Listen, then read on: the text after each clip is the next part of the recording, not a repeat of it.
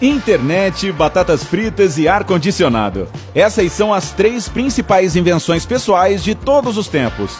Beleza, vamos adicionar encanamento interno. Bem, eu tenho uma ideia básica de como as 2 primeiras coisas da lista funcionam, mas e o ar-condicionado? O que o torna tão incrível quanto ele é? Acredite ou não, mas você deve agradecer aos mosquitos pela invenção do ar-condicionado, ou pelo menos do seu antepassado. Ninguém os ama no século XXI, mas no século XIX, esses caras eram um verdadeiro pesadelo.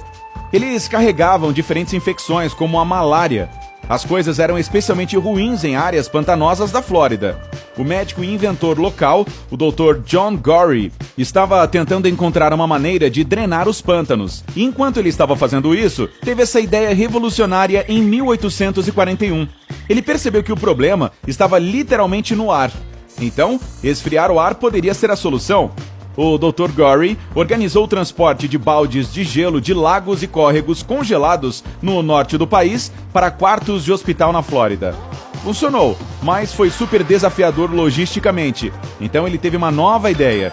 Em 1851, ele projetou um compressor de ar para fazer gelo a partir da água. O mecanismo era acionado por um cavalo, e foi assim que nasceu o conceito de ar-condicionado. Tem muito em comum com os refrigeradores de ar de hoje. Bem, pelo menos a ideia básica é a mesma. Algumas décadas depois, o engenheiro Willis Carrier estava ajudando uma editora a impedir que as páginas das revistas se enrugassem por causa da umidade. Ele projetou o primeiro aparelho de ar-condicionado elétrico com serpentinas de refrigeração e filtros de ar. Ele primeiro usou água fria para refrigerar e depois instalou um compressor de amônia em sua máquina. Carrier percebeu que não era apenas bom para as revistas, mas também para umidificar ou desumidificar o ar ambiente. Ele patenteou a invenção e fundou sua própria Carrier Engineering Corporation em 1915. O ar-condicionado fez a sua primeira aparição pública em massa na Feira Mundial de St. Louis, em 1904. As 1.000 pessoas no auditório definitivamente adoraram a ideia do conforto do resfriamento. Na década de 1920, esse aparelho se tornou uma necessidade básica para as milhares de pessoas que corriam aos cinemas para assistirem às suas estrelas favoritas de Hollywood na telona. Uma solução incomum foi encontrada e decidiu-se modificar os sistemas de aquecimento para enviar ar frio através das aberturas no piso.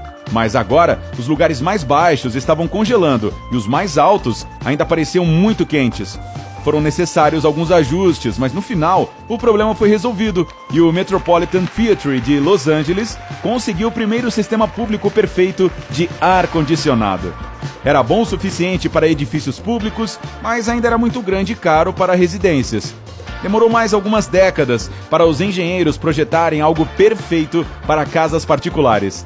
Em 1947, eles venderam 43 mil sistemas e agora o ar-condicionado está presente em centenas de milhões de residências ao redor do mundo. Os aparelhos de ar-condicionado de hoje trabalham com os princípios inventados por Carrier, mas são, é claro, mais eficientes em termos energéticos, muito mais silenciosos, com melhores diagnósticos e controles, sensores eletrônicos e são feitos de materiais melhores.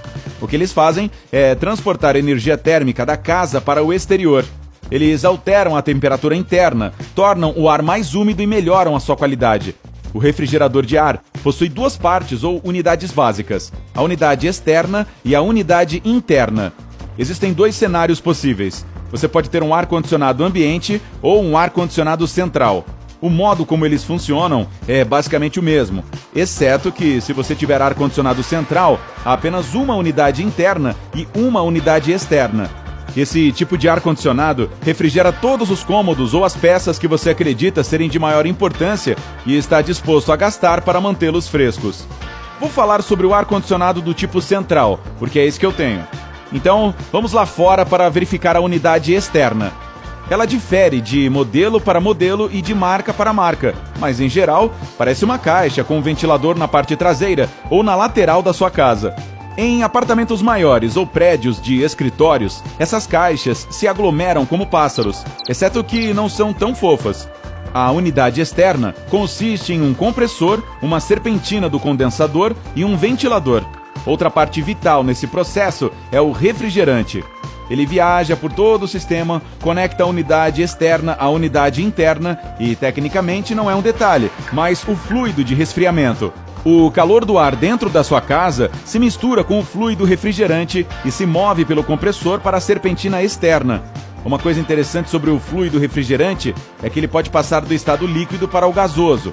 O mesmo refrigerante é usado mais de uma vez. O compressor funciona como uma bomba que o move para frente e para trás por todo o sistema. Ele é comprimido e depois se move através da serpentina do condensador. É importante comprimir o gás com força, porque quanto maior a pressão, maior a temperatura. Isso deve ser feito para tornar o fluido refrigerante mais quente que o ar externo. O calor passa naturalmente dos corpos mais quentes para os mais frios. O ar externo entra na condensadora através do ventilador. O ar quente da sua casa se dispersa no ar da rua. O fluido refrigerante acabou de fazer o seu trabalho com sucesso. Ele esfria, se transforma em gás novamente e volta para dentro. E o processo continua e continua. Portanto, agora está claro o que acontece lá fora, mas e quanto à unidade interna? Vamos voltar para casa e procurá-la. Então, pode haver uma unidade interna em cada cômodo da sua casa, ou nos que você precisa refrescar, ou uma unidade no armário ou no porão, ou em algum lugar dentro da casa. Para fazer o aparelho funcionar por toda a casa, também há um termostato e saídas de fornecimento e retorno de ar. A própria unidade interna é uma caixa que possui um motor e uma ventoinha, a serpentina do evaporador, a válvula de expansão, a placa de circuito e o filtro. Quando fica muito quente na sala, o termostato envia um sinal SOS para a placa de circuito, que liga ao motor do ventilador. O ar quente da sala é aspirado pelas aberturas de retorno. Então, o ar encontra o fluido refrigerante. Nesta fase, o ar quente perde seu calor e umidade. Mas como o refrigerador absorve o calor, ele fica tão quente que ainda não está pronto para atender as serpentinas do evaporador. A válvula de expansão ajuda a soprar um pouco de vapor e a diminuir a pressão extra. Em seguida, o fluido refrigerante passa de líquido para gás e está pronto para passar pelas serpentinas geladas do evaporador. O refrigerante frio está se movendo através de pequenos tubos, dos quais a serpentina do evaporador é feita. Agora, vamos dar um tempo ao refrigerante para absorver calor suficiente do ar interno. E feito, ele está pronto para ir para o compressor e você sabe o que acontece lá na unidade externa. Tudo isso acontece ao mesmo tempo e um ciclo interminável. Bem, até o termostato decidir que a temperatura está boa e desligar o aparelho antes que aqueça novamente. Então, tudo recomeça, levando o calor para fora enquanto o ar frio entra. Ele se espalha pela casa através das aberturas de ventilação. Cada detalhe do ar-condicionado é super importante e mesmo que apenas um mecanismo pare, todo o processo será interrompido. E espero profundamente que isso não aconteça, pois está ficando quente aqui. Então, veja bem, os aparelhos de ar-condicionado percorreram um longo caminho para se tornarem tão eficientes quanto são hoje.